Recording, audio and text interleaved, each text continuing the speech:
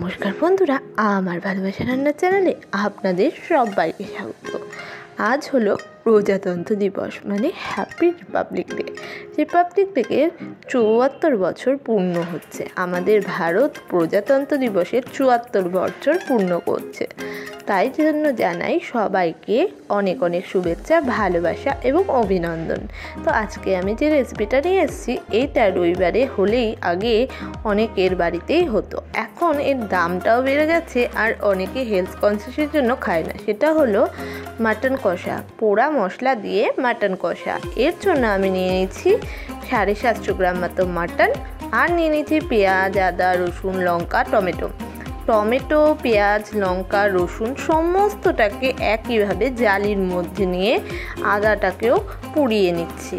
যেহেতু পোড়া মশলা, তাই এগুলোকে পুড়িয়ে বা সেঁকে নিচ্ছি। এটা আপনি গ্রিলও করে নিতে পারেন বা চাটুতে সেঁকেও নিতে পারেন। এবার মশলাগুলো তো পোড়ানো হয়ে গেছে। এবার একটা মিক্সিং জারে প্রথমে পোড়া টমেটো, তারপরে পোড়া পেঁয়াজ, তারপরে পোড়া আদা, তারপরে দিয়ে দিলাম পোড়া রসুনটা, এরপর আমি দিয়ে দিলাম পোড়া লঙ্কাটা কিন্তু আপনি আপনার ঝাল অনুসারে দিয়ে নেবেন, কতটা ঝাল আপনি সহ্য করতে পারেন বা খেতে পারেন।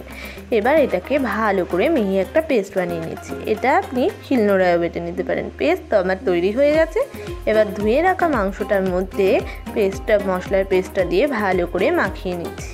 মাংস কিন্তু আপনি আগের থেকে সিদ্ধ করে নিতে পারেন, বাট আমার এরকম কাঁচা মাংসে মশলা মাখিয়ে, নুন মাখিয়ে, ম্যারিনেট করে রেখে তারপরে রান্না করতে বেশি ভালো লাগে। তাই আমি এটাকে ম্যারিনেট করে নিয়ে ৩ ঘন্টা মতো রেখে দিলাম। এবার আমি কড়াইতে তেল গরম করে দিচ্ছি, তেল দিয়ে দিচ্ছি, সর্ষের তেল। এবার তার মধ্যে দিয়ে দিলাম আগের থেকে কেটে রাখা আলুগুলো। আলু তো বাঙালির ইমোশন, আর মাটনে আলু না থাকলে ঠিক জমেও না। তাই আলু দিয়ে ওর মধ্যে নুন হলুদ দিয়ে ভাজতে বসিয়ে দিন। আপনার যদি পছন্দ না থাকে আপনি আলুটা নাও দিতে পারেন। এবার এটাকে একটু ঢাকা দিয়ে কিছুক্ষণ ভেজে নিচ্ছি। তো আলু ভাজা তো আমার একেবারে কমপ্লিট, আলুটা সিদ্ধও হয়ে গেছে। এবার আমি এটাকে তুলে দিচ্ছি।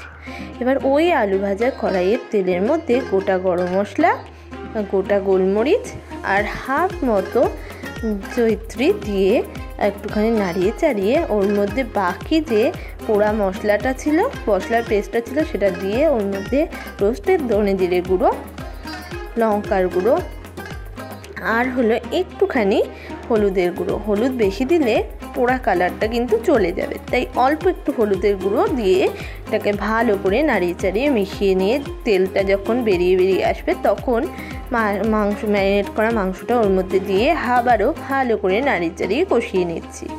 আপনারা চাইলে কিন্তু মশলা কষিয়ে মাংস সিদ্ধ করেও করতে পারেন। এরপর এর মধ্যে দিয়ে দিলাম একটুখানি চিনি, সেটা ফ্লেভার আর কালারের জন্য। চিনিটা দিয়েও ভালো করে নাড়িয়ে চাড়িয়ে কষিয়ে নিতে হবে। এখন পুরো মাংসটাই কষানোর উপর ডিপেন্ড করবে। এবার ঢাকা দিয়ে কিছুক্ষণ রান্না হতে দিলাম যাতে মাংসটা একটু সিদ্ধ হয়ে আসে। মাংসটা ঢাকনা খুলে দেখে নিচ্ছি মাংস থেকে জল বেরিয়ে গেছে আর মাংসটা মোটামুটি ভালো সিদ্ধও হয়ে গেছে। এবার আমি এর মধ্যে দিয়ে দিচ্ছি আগের থেকে ভেজে রাখা আলুগুলো দিয়ে মাংসের সাথে ভালো করে নেড়ে চেড়ে আবারও কষিয়ে নিচ্ছি, কারণ আলুর মধ্যে ফ্লেভারগুলো যাওয়া দরকার। এরপর ঢাকনা দিয়ে আবারও কিছুক্ষণ রান্না করে নিয়ে ঢাকনা খুলে দেখে নিচ্ছি মাংস থেকে কিন্তু তেল ছেড়ে দিয়েছে আর মাংসটা বেশ ভালো করে কষে গেছে। দেখে নিন, এই রকম কিন্তু মাংসটা কষিয়ে নিতে হবে। এবার আমি প্রেশার কুকারে একটু সিটি দেওয়ার জন্য কষা মাংসটা দিয়ে দিলাম সম্পূর্ণটা। দিয়ে ওর মধ্যে দিয়ে দিচ্ছি মশলার বাটি ধোয়া জলটা। জল না দিলে মাংসটা কিন্তু পুড়ে যাওয়ার সম্ভাবনা থাকবে, তাই জলটা আপনি আপনার পরিমাণ মতো, যতটা আপনার গ্রেভি থাকবে সেই অনুযায়ী দিয়ে ভালো করে নাড়িয়ে চাড়িয়ে ওটাকে ঢাকা দিয়ে দিচ্ছি। এই সময় আপনি চাইলে নুনটাও চেক করে দিতে পারেন। এরপরে এটাকে 10 মিনিট মতো প্রেশার কুকারে সিটি দিয়ে নিচ্ছি 4-5টা। তো 10 মিনিট আমার হয়ে গেছে, 4-5টা সিটিও পড়ে গেছে। প্রেশার কুকারটাকে একটু স্ট্যান্ডিং টাইম দিয়ে তারপরে খুলে নামিয়ে নিচ্ছি। এখানে কিন্তু আমার মাংসটা একেবারে হয়ে গেছে। হাত দিয়ে দেখে নিচ্ছি এটা কতটা সিদ্ধ হয়েছে। হ্যাঁ, এটা সম্পূর্ণ সিদ্ধ হয়ে গেছে। এবার আমি এটাকে সার্ভ করে নিচ্ছি।